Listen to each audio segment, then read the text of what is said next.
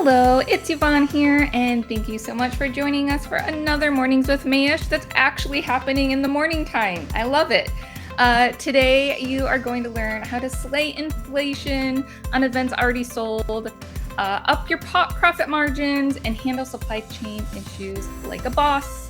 Ryan O'Neil of Curate is my very special guest today, and I know you aren't going to want to miss this episode. So hang on there with us. If you have any questions, be sure you post them in the comments and we will get to those. Also, a little reminder that if you missed the live, that's okay. Just want to do a shout out to anyone that watches the replay or listens to the podcast. Hi, guys.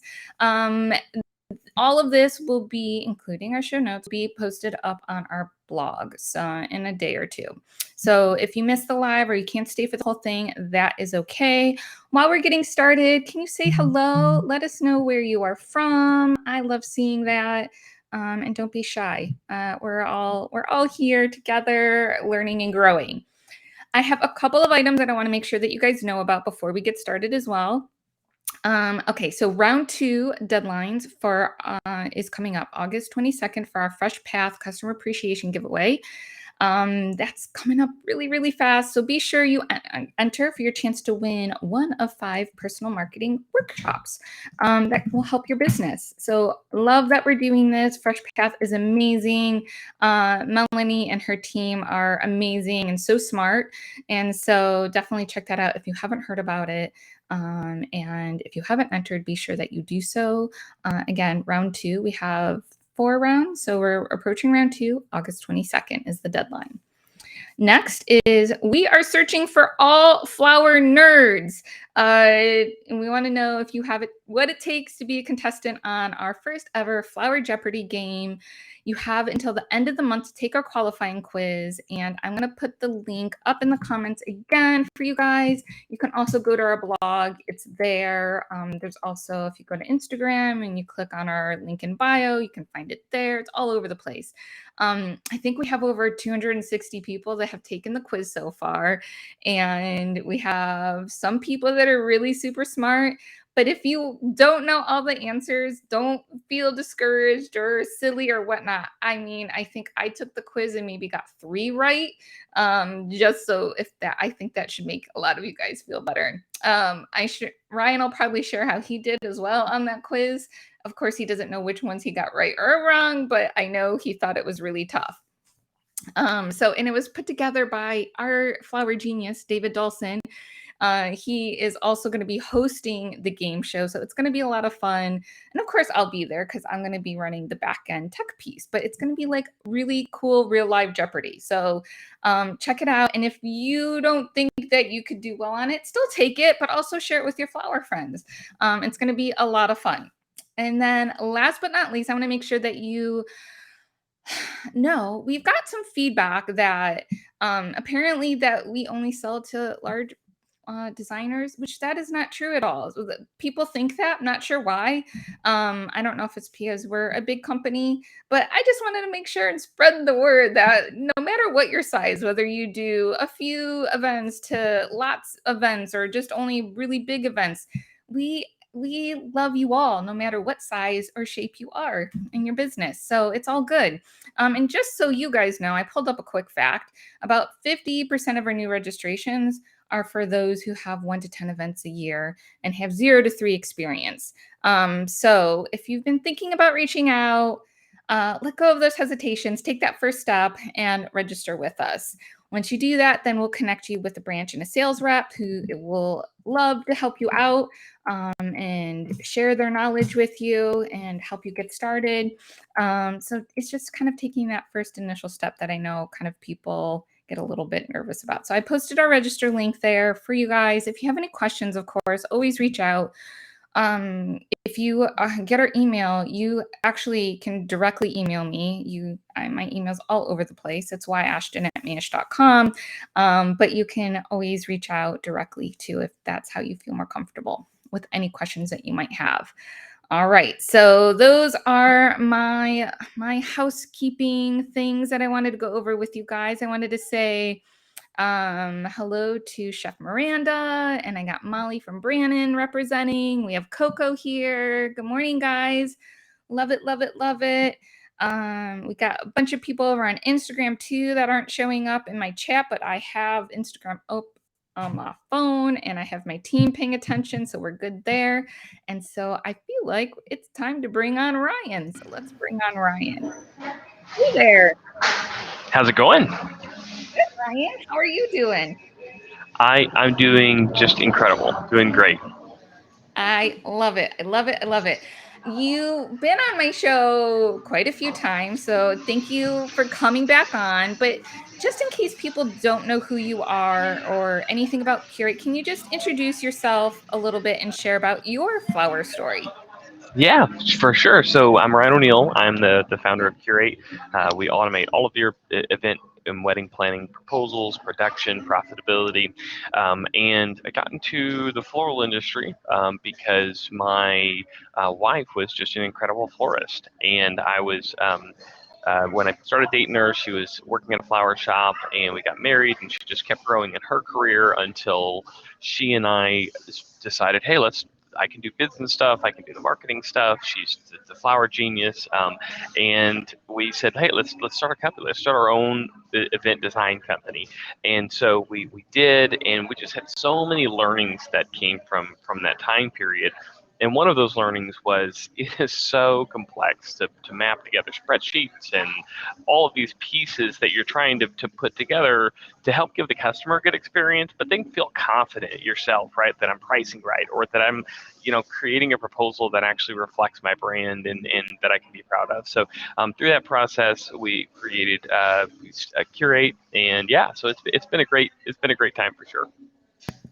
Yes, yes, I love it. I love your story, how you got into it. And again, it just kind of sucks you in, right? The floral industry. It does. It and does. and then you never leave. I love it. I love it. I was, That's how we I get was some amazing people. I was telling somebody I'm going to be on a panel at SAF, Society of American Florists, their convention next month. But one of the guys, they were from the farm that created the I'm going to feel embarrassed now. The Stargazer lily. That's what it is. The Stargazer Mhm. lily. And so I told him it's kind of his fault that I'm in the industry because that was my wife's favorite flower back in the 2000s. Her favorite flower changes. I don't know if this happens for you, but if your favorite flower changes every couple of years. But in the 2000s when we were dating, that was her favorite flower. So I'd always bring her that flower. And that was kind of like the thing for us. So I was like, it's kind of their fault, right, that I'm actually in this industry. I love it. That's so cute. I love it. All right, so we're gonna talk about some serious stuff, not cute stuff. We're gonna be talking about inflation, margins, supply chain issues, all this stuff that I feel like we've been talking about for a while. Things kind of crept up on us once the pandemic hit, and we're still kind of dealing with some crazy things. But before we kind of dig into the current issues that a lot of us are facing, can you first give us a few tips on how to price in general? Like, I know in the past you spoke about figuring out how much an owner needs to bring home, and kind of working backwards from there. So is that kind of still how you recommend doing things? Yeah, absolutely. I mean, when we're dealing, a lot of your audience is the entrepreneur, right? Like, they're maybe not somebody who works for somebody who works for the owner, right? Like this audience that's on here, the doers, the handcrafters, the builders, the the accountants, right? Like they've got a million hats that they're wearing, and so when you're in that situation, you have to define not just your pricing goals, but your company goals first. You have to figure out like what's the goal of this company, and figure out how much do I need to make, right? And there's some easy formulas that you can be able to use to figure out, okay, here's what I need, right, just to feed the kids and the dog, or not have to make the choice between the two any month, and um, then you're able to pull in and say, okay, now let's run some actual calculations. Here's how many events I have per year. So here's how much money I need to make on each event.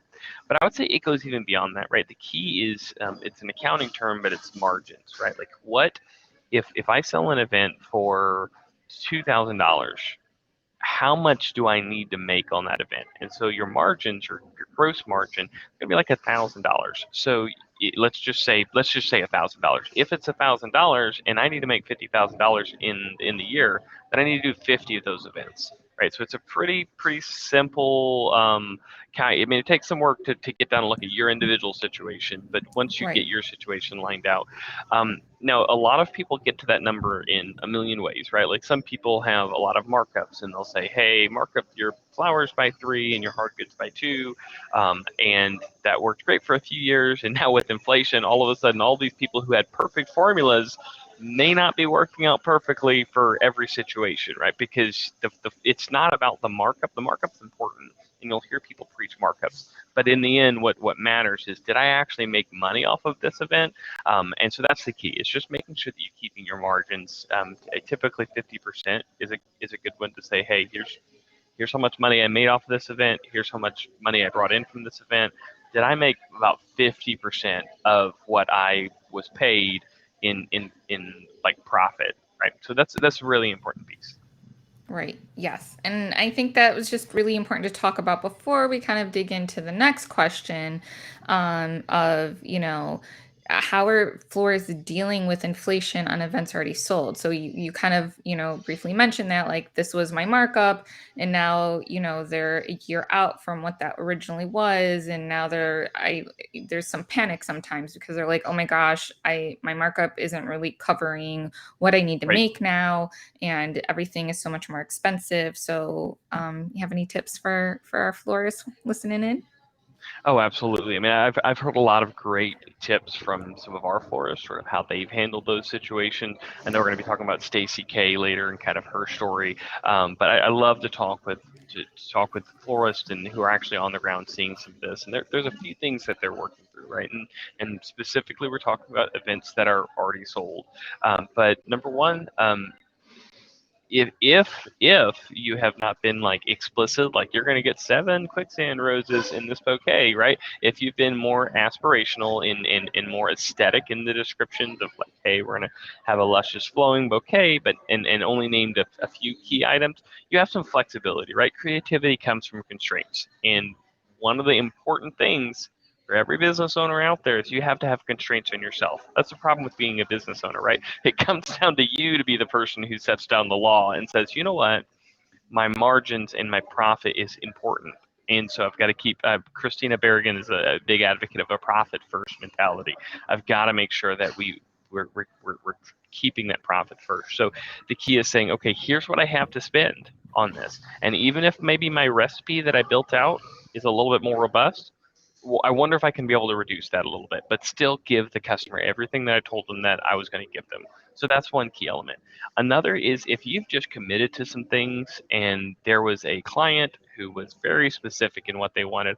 I know of some florists that are just going back and communicating with them, hey, the price for that specific flower is up 50% over what it was last time. But that said, I've got this other flower that is just incredible that we've been building some new techniques around that would just really make your event a showstopper. And so that's another key element that I would really advocate is if it's one of those situations where someone's been very specific or they've committed to something very specific, you totally can bring it up to them, but you need to have that plan in place before you talk to them. Don't let them figure out and don't put the burden on them to figure out how their event is going to be rebuilt.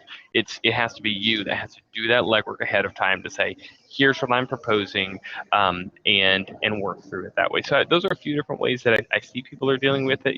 Not everybody's a CC Todd who will just kind of tell people what it is, right? Like some of Right. us are like, you know what, not all of us can have this incredible personality, boisterous personality. We just love what we're doing. Love CC, by the way. But Yes. Shout it, out to it's Steve. shout out to C. I know she's watching. She's always watching. CC is always watching you. Um, but yeah, I mean that's such an important piece is being able to kind of have those plans in places. And then the other thing is fixing the today, right? Like, because there's some events that are coming in 3 months away or 6 months away. So make sure you get in your contract about substitutions, right? Like that should already be in your contract that you can make substitutions where needed, right? So those are some key pieces. And then for goodness sake, update your pricing. What we're Right. seeing is that people booked an event. I could add a 2020, but I'm going to ignore 2020 because we're in 2022. But people booked an event in 2021. Your 2021 pricing was something you hadn't updated, and it was from 2020. right? Like it's just thing life got busy, and so you put in this pricing in 2021 for this 2022 event, and so you're running out your pricing, and then inflation hit over the course of that year when you had already, maybe if you build your recipes ahead of time, maybe you had already built your recipes, already priced it out, and so you're not just in a 1 year inflation that you're dealing with. You're dealing with 2 years of inflation because you hadn't updated your prices. So consistently be going in, like if you're a Curate user, just click the mass update button and it'll let you click really quickly, go through all of the different flours and update the prices based on your up-to-date prices, and then make sure that you're doing like a percentage over, right? Do a high average. If the quicksand roses cost, whatever they do 25% above that, just to take care of yourself, in case the next year something happens.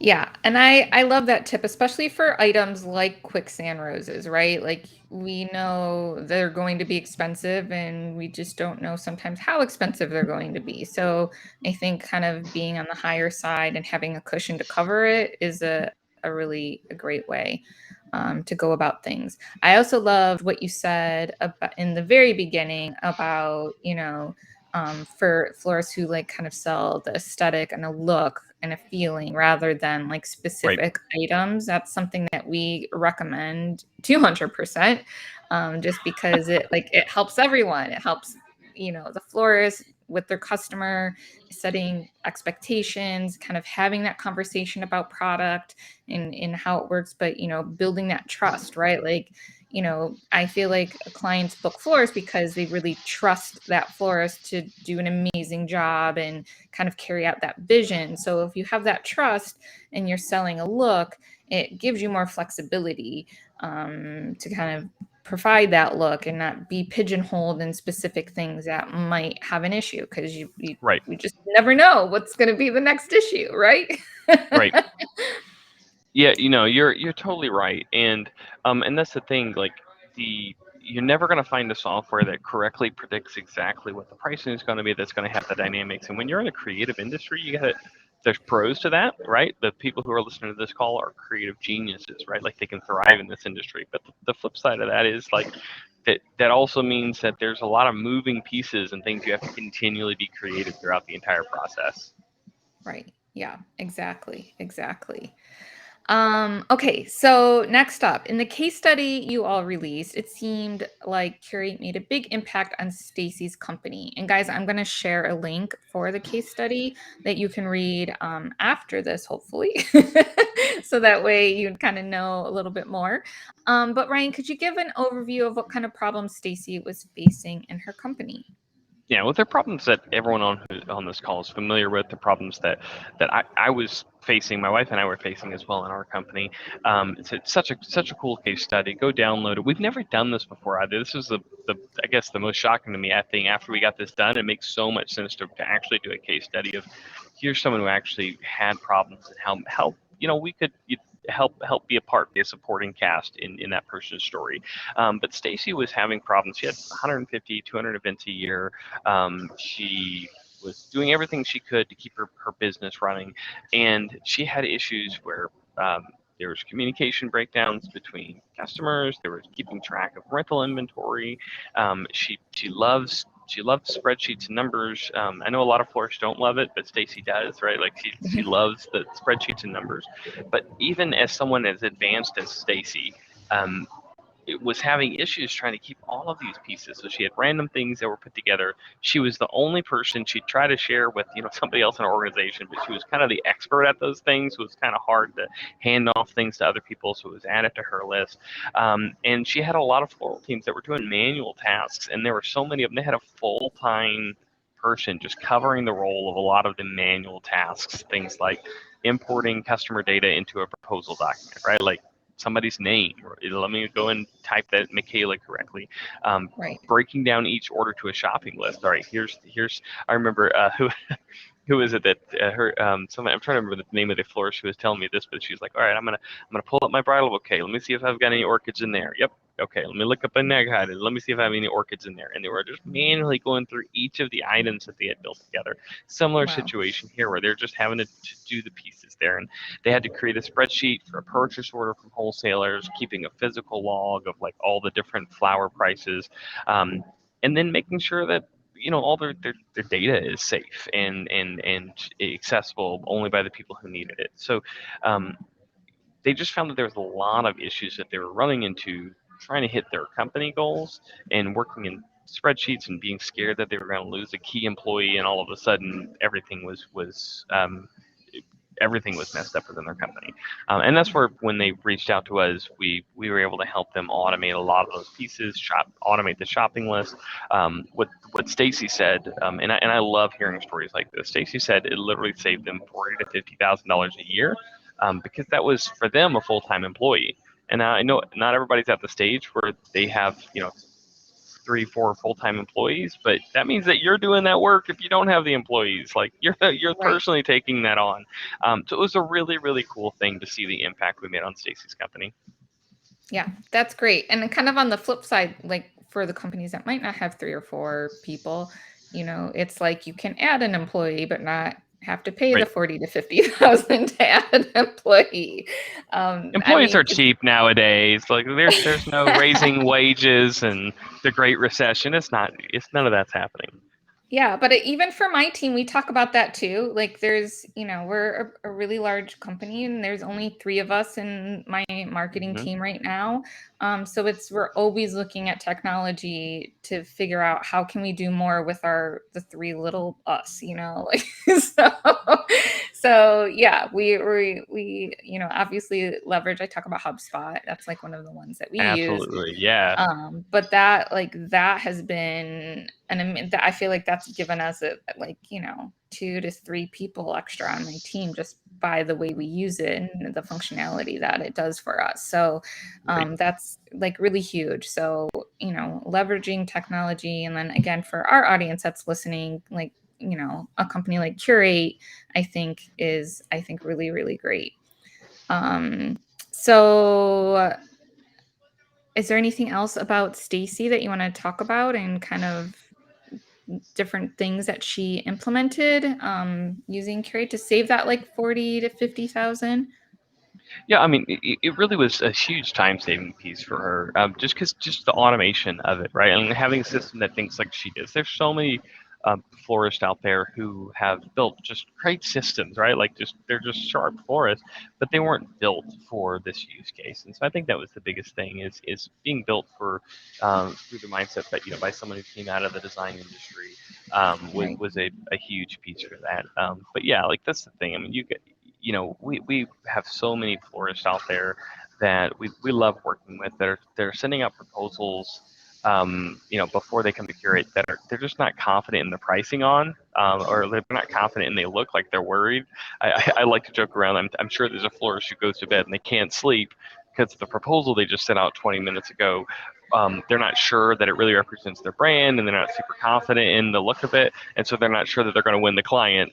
And they finally get over that, and their very next worry is like, oh shoot, what if they do accept it? What if my pricing's wrong? Like, what if I'm going to be up on a huffah looking around 7 months from now saying, why did I charge them this cheap for this huffah, right? Like, and so Right. like you're consistently in this confidence battle, and just being able to help florists sleep better at night is a really important part for us.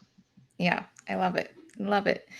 Ryan, do you have any new tips that you've heard about how florists are handling supply chain issues? Because, that's something that we're all struggling with here too. I was I was emailing Stacy about this very same question the other day, like Stacy K in our case study. But I was telling her we're going to make her famous on Mayesh and stuff, and so she saw that an email blast came out and was like, "I'm famous." It was so cool. Um, but I was asking her about that, like, what are you seeing on the ground floor? Because for her, she's like, "Hey, we saved a full time job here on a lot of our processes, but now we got like a new part time job in just processing, supply chain issues and things like that." So I would love to hear I'm going to share what Stacy has, but I don't know if people can leave in the comments. I'd love to hear what the audience has, like if they've got any feedback about what they're doing to combat inflation and supply chain issues. But some of the things Stacy mentioned to me was, one, it's kind of gone are the days of running down to the wholesaler and picking up a couple extra items because you're short a couple, right? Like she's like, everything has to be done the week before 11 o'clock the Wednesday the week before. It just has to be done. No more changes, and we're going to place the order and get it in. So she's starting to put her orders in earlier.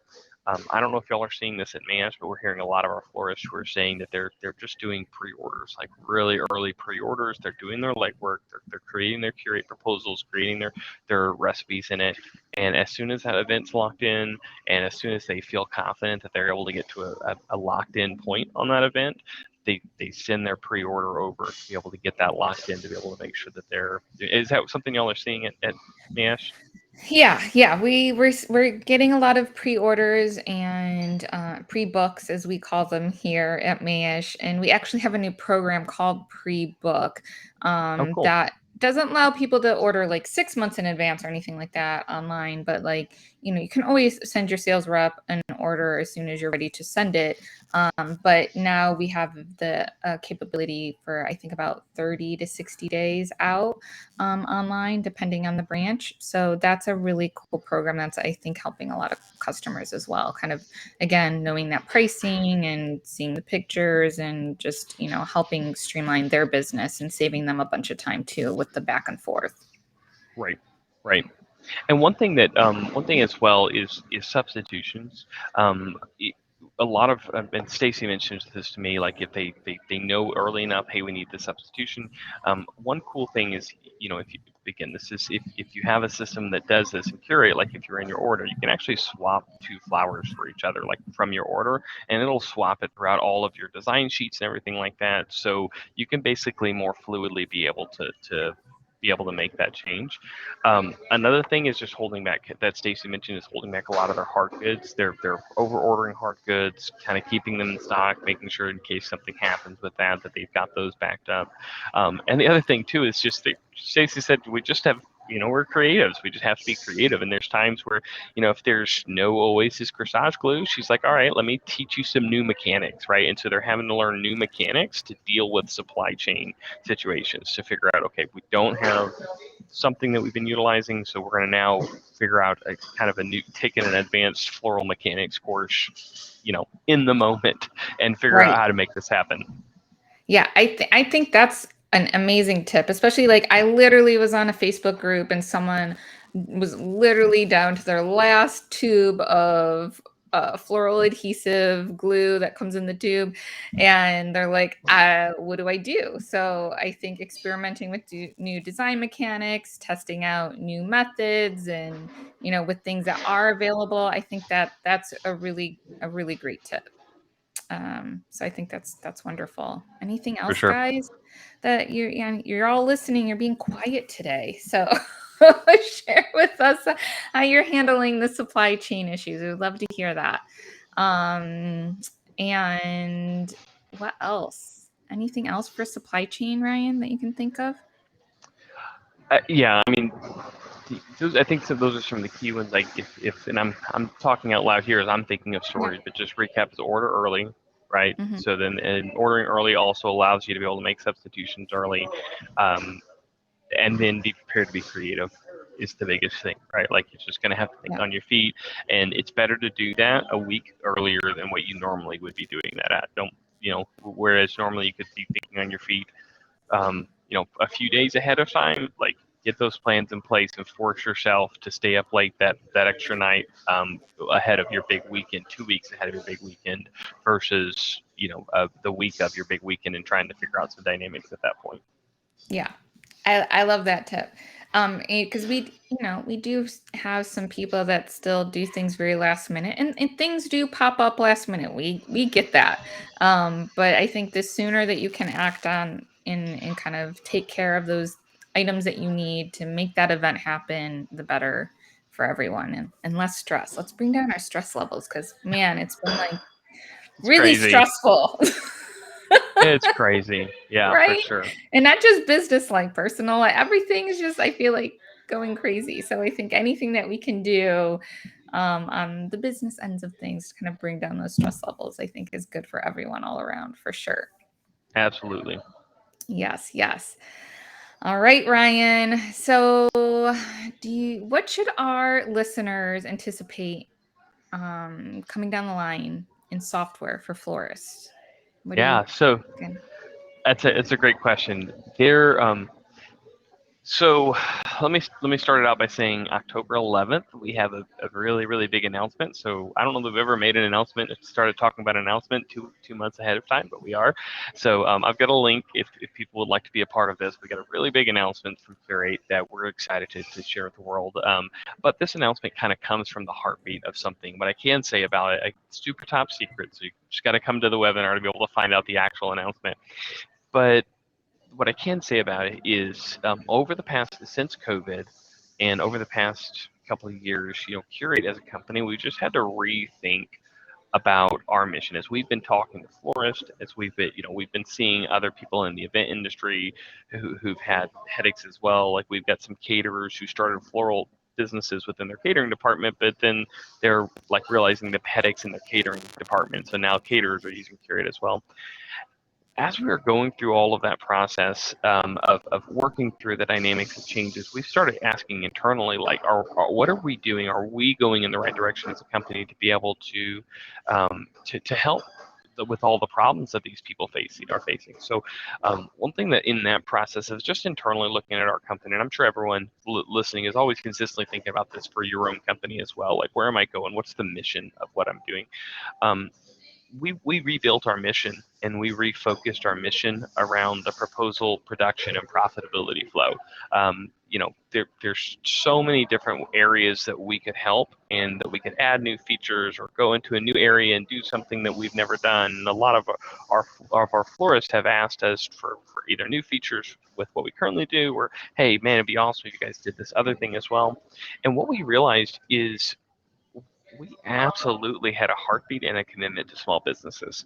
And so we've refocused our mission around small businesses. And so we relaunched a mission earlier this year, and our mission is to empower people to easily connect all of the pieces of their small business. That's from proposal to production to profitability. And that's our mission. And what that means for us is saying no to a lot of stuff and saying yes to kind of the core piece. So we've got a big announcement coming up on October the 11th that we're going to be kind of sharing the world what we've been doing for the past couple of years here and how we've been rebuilding some things.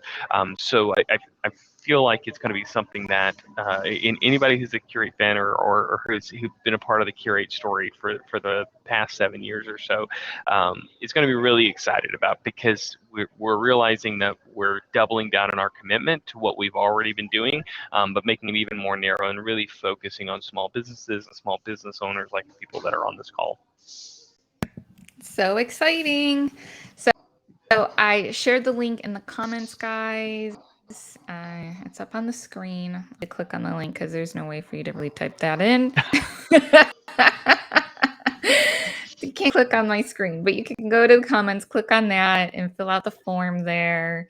And I want to be in the know of all the new stuff. So that's really cool. Very exciting. Congratulations, Yep. Ryan. For sure. We're just, we love it. We come out of this world and we love that we, as a company have determined that we're going to continue investing heavily back into just making people's lives easier, right? Hopefully we can save time for people, and hopefully we've already done that with like the stories like Stacy K. But people have enough going on, and if we can be a support, we always kind of want to be a supporting cast member in everybody's story. Yes. And same here. I did, I think we have our Riverside team listening in, and they just put a little comment in Instagrams and when we were talking about, managing supply chain and when to order. And they just wanted to put in a little friendly reminder that, ordering at least 2 weeks ahead of the date that you need to pick up the product is really ideal. And then again, Absolutely. I just want to mention the pre-book. I'm putting the link there too. You guys can check that out.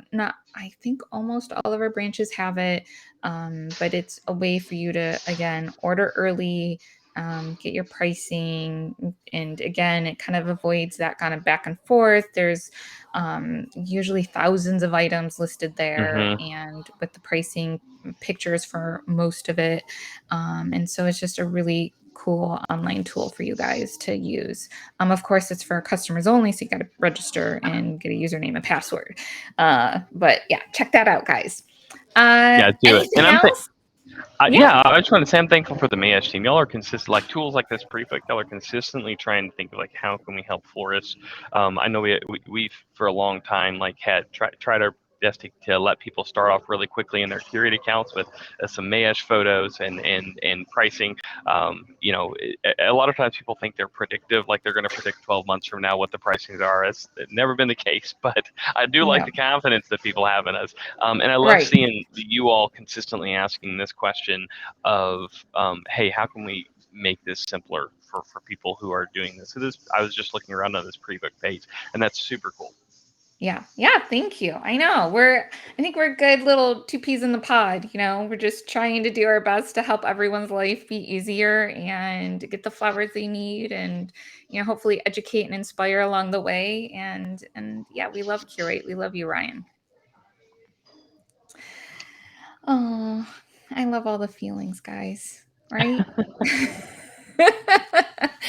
All right. Well, I don't, guys, I used to do you remember way back in the day, guys, when I first started doing these? By the way, you're, I think, episode 97 or 98 Oh, of my podcast. So we're going to be hitting number 100 really, really soon, probably next month. that's cool. I know, right? But back in the day when we first started doing these, I would literally just spend whole episodes answering questions. And for some reason, I don't know. Do you guys just not have any more questions for us? That's what I'm curious about. Because I ask for questions all the time and I'll get like a couple here and there, right? In the episodes, sometimes there's sometimes I get zero. It's very funny and I can't predict it one way or the other. I'm not figured it out 100 episodes in. But yeah, I'm just curious about all of that. What are your guys' questions? We actually on our Instagram story, and this I have a reason for bringing this up, not just to talk about how I used to get lots of questions and now we don't see a ton, but we're doing an Ask Me Anything, I think, soon on our Instagram story. We have like a bunch of different big categories asking for questions, and then there's a page where you can kind of put whatever you want. So that might be fun. We're gonna Michael's saying it's back to school. I know, it's back to school. Guys, I only That's have my true. dog in my house right now. It's like crazy to me. I'm a little bit sad, but it's also nice to have some peace and quiet during the day. And, no screaming or fighting, right? When the kids are fighting, don't like that. So yeah, everyone's back at school. Everyone's busy. I know everything's starting to pick up. But yeah, if you guys have questions, definitely send them in because I want to help answer them and bring on people and talk about things that you want to hear. People like Ryan, who's amazing about talking about pricing and margins and making sure that your business is in tip-top shape, allowing you to make a living doing what you love to do. That's what we want to help you guys do. That is for sure. Ryan, do you have any closing thoughts for us? No, I'm just super excited about what everybody's doing. I know everyone is it's the weirdest dynamics of having a lot of events happening, um, but at the same time having weird dynamics to actually fulfill those events with the supply chain and inflation. I just want to encourage everybody out there, just keep doing what you're doing, make some people smile, bring light to people's day, and just want to say thanks to everybody out there for the work that y'all are doing to help other people. Yes, I love that. Yes. Thank you guys. Yeah, for helping put smiles on people's faces all around the world, across our country. We love you guys. And that is a wrap on today's Mornings with Mayesh. Thank you so, so much for spending time with us today. And like I said, I have a couple more episodes before we hit number 100. I'm super excited. I'm pretty sure, yes, woohoo! Next up, we're going to have Ashley back on to dive a little bit more deeper into her underwater floral install video. I don't know if you guys watched that yet. It's all over though, Facebook, Instagram, YouTube, our blog. And it is definitely jaw-dropping. Ryan, if you haven't watched that yet, you need to. I know you're not Okay. on the flower ends of things, but it's probably one of the most unique videos that we've ever done. And I've honestly haven't seen anything like this out there ever. So That's if you're cool. in need of a little inspiration, definitely check that out. And Coco says she's new. She's a little new to be asking questions. She's designing right now for herself and her friends and about to start meeting pros. That's amazing, Coco. So welcome to the industry. If you're just getting started, this is, I think, a good place to kind of learn and grow and meet new people. I don't see Penny and Huntress Florals here, but they're here very often, and they like to share things. So those might be good people to kind of reach out to. They comment on a lot of our past things, so you can check that out. And Ryan is sharing with me a blog that is going to be perfect for you. How to start a floral shop from scratch. So thanks, Ryan, for sharing that. Coco, hopefully it's helpful. This was hours and hours and hours of work. I was trying to put together all of what we did when Rachel and I, my wife and I, started our floral company. There were no blogs out there. No, it was just 2013, and there really wasn't a lot of like the wedding industry as its own entity. In the floral wedding industry was just kind of burgeoning with Pinterest and Instagram. There's just nothing out there. So we put this together to help companies like yours, Coco, to really just start asking those questions. How do I start my company from scratch? Yes, I love it. We've been wanting to do a guide too. I'm going to take a look at your blog. Yeah, we have a bunch of ideas written down, especially for like our ends of things. People don't really know how it works, and especially shipping people, that's like a really scary thing. We feel like for people to kind of take that step, and even if they like pick up at an airport, like how does that work? And one time, Amy Belsters, we love Amy. She's one of our flower friends, along with Ryan and Christina and Cece, all these amazing people that we've talked about today. But she actually did a video of her picking up our flowers that we had sent her for something, so that way they could see and like kind of take away the scariness. You just kind of pull up and you go into the office and you show them your number, and then they bring out the boxes and put in your car, and it's not this scary thing. So it was pretty cool, but we want to do more of that, kind of help educate people there and take that mystery away. Yeah, it's so easy. If anyone is thinking about ordering from the airport, my wife and I, our shop was literally a mile from Flower Row in St. Louis, and we would drive 20 miles up to the airport to go get Mayesh stuff. And from the airport, it's such a simple process. You just got to go up, and there's typically, you aren't going into you aren't going into like the main terminal where stuff's coming in. For the most part, they've got their own little separate spot. It's super easy to handle. So we love doing that whenever we had our shop. Yeah. Awesome. Thanks for sharing, Ryan. All right. Well, good luck, Coco. And I hope to see you at our next Mornings with Mayesh. And thank you again to everyone who's watching.